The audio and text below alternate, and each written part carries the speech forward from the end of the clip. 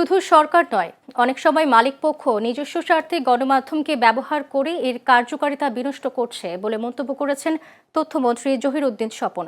বিশ্ব মুক্ত গণমাধ্যম দিবস উপলক্ষে নর্থ সাউথ বিশ্ববিদ্যালয়ের গণমাধ্যম ও সাংবাদিকতা বিভাগের আয়োজিত গোল টেবিল আলোচনায় তিনি বলেন, গণমাধ্যমের স্বাধীনতা নিশ্চিত করতে সরকার, গণমাধ্যম ও মালিকপক্ষের মধ্যে ভারসাম্য বজায় রাখা জরুরি।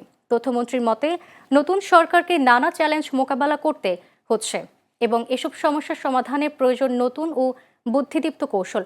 তিনি জানান, দেশের সাংবাদিকতা বিভাগের শিক্ষার্থীদের সম্পৃক্ত করে দক্ষ স্টেক হোল্ডার তৈরির পরিকল্পনা নিয়েছে তথ্য মন্ত্রণালয়।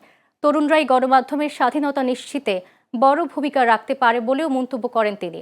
2026 সালের বিশ্ব গণমাধ্যম স্বাধীনতা সূচকে 180 দেশের মধ্যে বাংলাদেশের অবস্থান 3 ধাপ পিছিয়ে বর্তমানে 152তম। হ্যাজার্ড এবং ডিজিটাল যে ওয়েস্টেজ, যেটা এখন গণমাধ্যমের জগতের সবচেয়ে বড় চ্যালেঞ্জ হিসেবে দেখা গিয়েছে, মিসইনফরমেশন এবং ডিসইনফরমেশনকে কমব্যাট করাটা একেবারে প্রত্যেকটা মানুষের জন্য এবং রাষ্ট্রের পক্ষে এটা হয়ে গেছে সবচেয়ে বড় চ্যালেঞ্জের বিষয়। আমি ব্যক্তিগতভাবে সামান্য কয়েকদিন মন্ত্রিত্বের দায়িত্ব নিয়েছি।